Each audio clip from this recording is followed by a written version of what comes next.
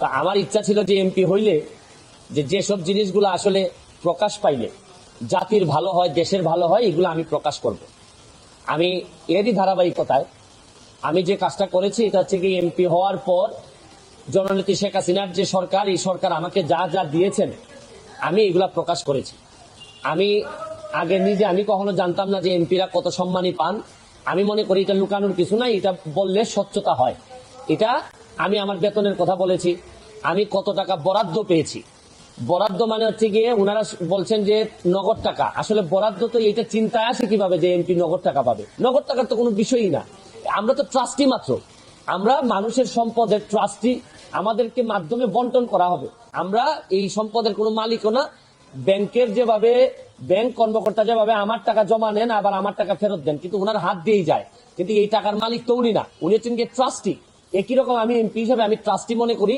আর স্বচ্ছতার বিষয়ে আমি বলছি যে এত এত টাকা পেয়েছি।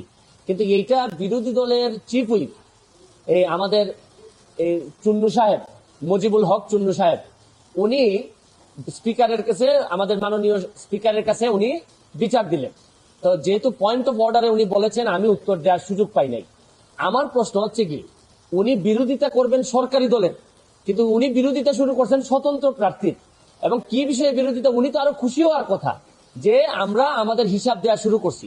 আমার জানেন কালকে আমার এত দুঃখ হয়েছে তারাইল করিমগঞ্জের মানুষের জন্য, যাদের কাছ থেকে উনি এমপি হয়ে আসছেন, যে এই তারাইল করিমগঞ্জের মানুষের কি কোনো অধিকার নাই যে এই চুন্নু সাহেব এমপি হিসাবে কত টাকা বরাদ্দ পান এটা জানার?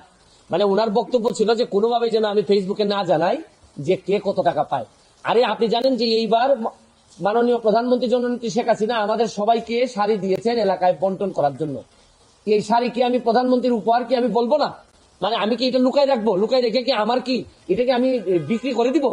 তো আমি বুঝলাম না স্বচ্ছতার মধ্যে প্রবলেমটা কোথায়। আমি যদি স্বচ্ছ হইতে চাই, আমি যদি যে বরাদ্দ পাই এটা যদি আমি বলে দিতে চাই, বলি জনগণকে, তো এইখানের মধ্যে এমপি হিসাবে আমি অপরাধটা কি করলাম? আর আরেকটা জিনিস হচ্ছে কি, আমি বারবারই বলছি এমপি কিন্তু আমার পেশা না। আমার পেশা হচ্ছে কি বিং এ ব্যারিস্টার। আমি এখানে প্র্যাকটিস করি সুপ্রিম কোর্টের আইনজীবী হিসাবে। আর আমি কথা দিছি যে আমি এমপি হিসাবে একটা টাকা হারাম খাবো না, আমার রক্তের মধ্যে হারাম যাবে না। সুতরাং রাষ্ট্রের টাকা, জননেত্রী শেখ হাসিনার সরকারের টাকা, এটা যে টাকা আসবে এটা আমি সবার সামনে তুলে ধরবো।